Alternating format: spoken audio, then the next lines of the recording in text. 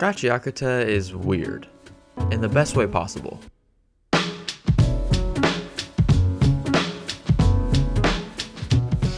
This series is one of the most unique anime and manga that I've seen in a minute, and a large part of that is thanks to the incredible work of the mangaka Kiyurana. Urana had once stated in an interview that she crafted out the world before doing any work on the story itself, which I think led to the series feeling so alive. And the main character Rudo was even said to be modeled after her younger self. Most protagonists in anime are pretty interesting and fun to watch, but can often feel a little repetitive. Rudo, however, isn't really like that. Sure, he cares about his friends and wants to protect them like most MCs do, but his entire set of motivations, powers, personality traits, pretty much everything about him isn't your typical MC. In a world full of discarded trash, Rudo is the embodiment of finding value in the valueless, and that's why he's such a perfect fit for this series. I should probably tell you a little bit about who Rudo really is though before breaking down his character. And for my anime only fans, I'll try and stay away from any major manga spoilers, so if I'm gonna mention something from the manga, I'll keep it very light. Alright, now let's get on with it. So who is Rudo? Well, he's this guy.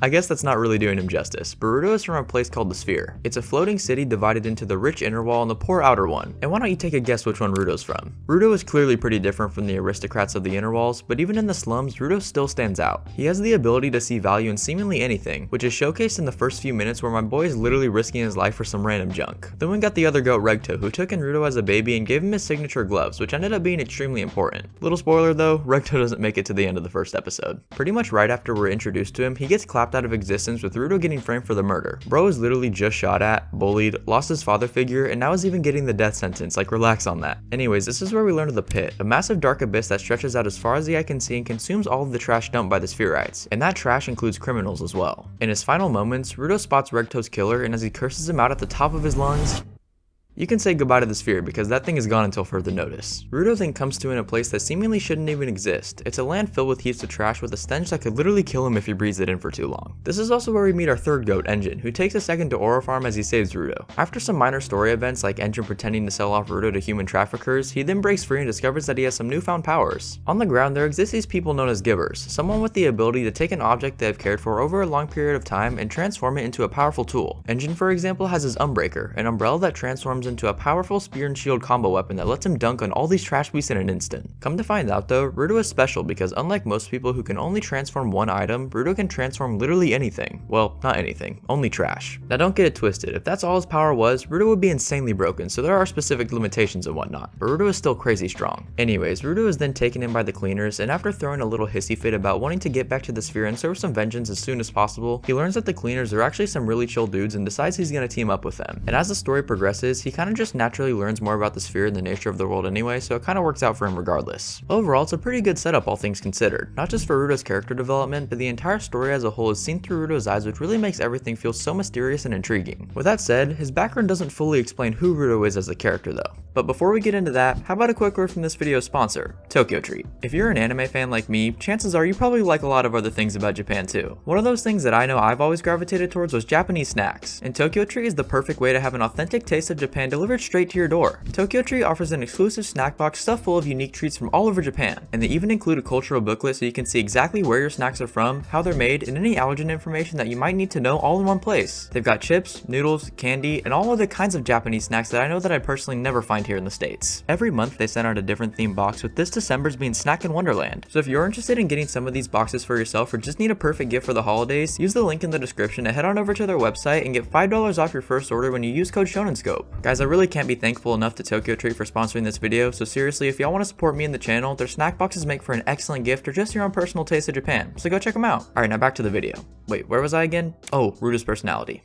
The boy is chaotic, angry, and often lacks a lot of social cues that most people would pick up on. But on the flip side, Rudo is also deeply caring, thoughtful, and passionate about his goals. I've seen the anger residing inside of a character quite a few times during my days as an anime fan, but the way Rudo is done just feels different. Yeah, he's still a crash out demon at times, but we can understand him on a deep level compared to some other characters. Now, I'm not saying that I relate to him. At least for me, Zonka and Follow fit that role a lot better, but he's still understandable even within his chaos. Like I mentioned earlier, Urano was modeled after Rudo when she was younger, and I think that's what makes Rudo feel so well well written even though he's quite different from most protagonists. From the very start of the series, we can see the torment that he had to live through, partially from the bullying and constant ridicule, but also due to the large scars on his hands. Apparently before Regto took in Rudo, his father Alto Surebrec gave Rudo some pretty nasty scars that caused him extreme pain. For years he would cover up these scars with wrappings, but he was still suffering. But that was until Regto gave him these. These gloves somehow helped Rudo dull the pain of his scars, and later we would come to find out that these gloves are actually part of the Watchmen series, a collection of powerful artifacts that Rudo now had one of. However, even after he got these gloves, he was still ridiculed and the bullies even made fun of his gloves, the only thing really keeping his pain at bay. With that life he lived and after the death of Regto, yeah, I can totally see why Rudo is the way he is. Yeah, he's definitely a little insane, and often in somewhat predictable ways where we can see the pattern in his chaos, but at other times he breaks those pre-existing notions, which leads to some pretty cool moments. Rudo is often pretty impulsive when it comes to conversations and quick actions. He's not usually one to hold his tongue and will rush into action when necessary. However, after observing the cleaners for some time, he actually learns to use his wits a little more, which I absolutely love. Characters like Rudo that are very spur of the moment will often get themselves into sticky situations because they just refuse to use their brain. But Rudo actually manages to avoid that quite often because he always prioritizes his goals first. Above all else, Rudo wants to protect his fellow cleaners as the only real family that he's ever had, and they treated him with warmth that he'd never felt before, other than Regto of course. He also wants to uncover the secrets of the world and find out the true relationship between the sphere and the ground, why his gloves are so powerful, etc, etc. Those goals that he has drives Rudo to actually think a little during his fights, and that actually contrasts perfectly with his style of power.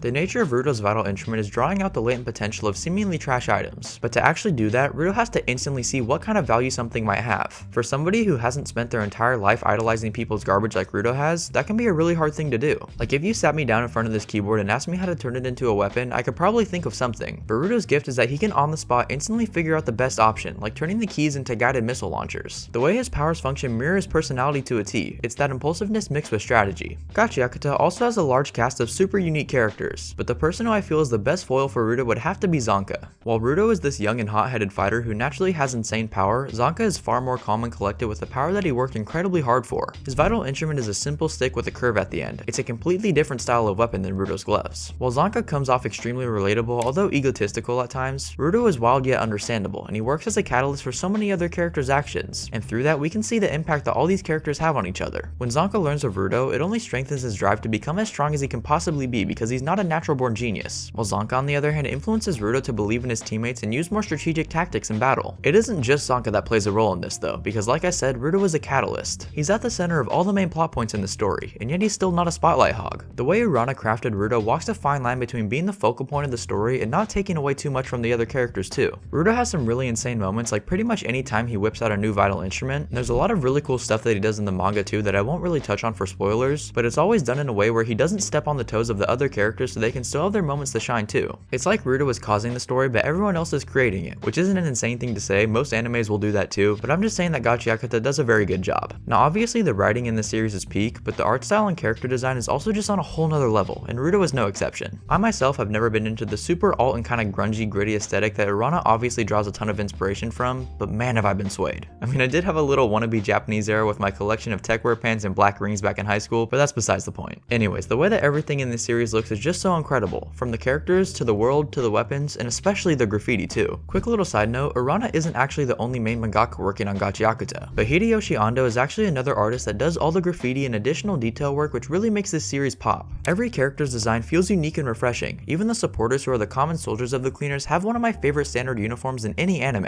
Rudo is the exact same way. You can see just how much detail was put into his costume design, and it all matches the world perfectly. You know, Rudo was always getting clowned on for his gloves on the sphere, but I don't know what those guys were talking about. Those things really complete his outfit. And just his spiky grayscale hair, piercing red eyes, and everything else on his outfit really just makes him look super unique. Especially his complete face mask, or as they call it in the series, his full face, is really cool too. And Urana even made a whole character in charge of the cleaners' uniforms to explain why everyone is so dripped out. That guy is Augustilza, and he's the cleaners' fashion designer and takes care of everybody's outfits as well as their gas masks. And I gotta say, he just cooked with everyone. Even when not in uniform though, these guys just look so cool. And I won't give the context behind it, but there is a time in the manga where Rudo tried on a supporter uniform, and I thought it looked pretty dope as well. Now bear with me on this, but Rudo also does a really good job at representing the human condition. And maybe I'm stretching a little bit looking for a deeper meaning, but that's what all those English Socratic seminars did to me, man. Rudo is clearly a flawed character, as is pretty much everyone in Gachiakuta, but with those flaws comes room for growth. He starts out by shouting at Engine and barely listening to reason when he figures out where he is, but over time he came to accept his current situation and became a lot more level-headed. In large part, that wasn't just natural, it was due to him existing in an environment that was completely different from his own. Up on the sphere, people seemingly have everything, while down on the ground, trash is scattered all all across the land is the cause for so much torment, and yet only here Rudo can finally feel at home. One, because he always saw the value in trash, so this is kind of his paradise, but two, the people here are just different. The way that the sphere was structured made everyone resentful and wasteful, while down here on the ground people were open, free to express themselves and their creativity in their own unique way. They weren't boxed in like the people up on the sphere. They were free. They made Rudo feel welcome while everyone else his entire life had always done the opposite, besides Regto of course. With Rudo's backstory, it's pretty easy to understand where he's coming from, and that's why when we see him begin to open up and grow as a character, it feels so rewarding. Rudo isn't an edgy character for the sake of being edgy. He represents a sense of humanity and struggle that actually makes sense with the series' lore and evolves through his maturity over time. Everything that Rudo goes through changes him. Every battle, every conversation, every new piece of information alters this boy in some way, and through that we get to see the progression of a deeply flawed character in a way that just works incredibly well. And that's a wrap on Rudo. I'll be honest, writing this video was a little harder than my Zonka one because I just don't connect to Rudo as hard, but I definitely have a newfound appreciation for the guy after analyzing his character, although I did always like Rudo regardless. Anyways though, I hope y'all enjoyed this video, and if you did, make sure to like it and subscribe for more videos to come. Oh, and also if you're interested, I got a couple other videos just like this one that I recently posted, so go on over and check those out too. Alright, that's enough yapping from me though, so I hope y'all have a great rest of your day, and I'll catch you in the next one. Peace!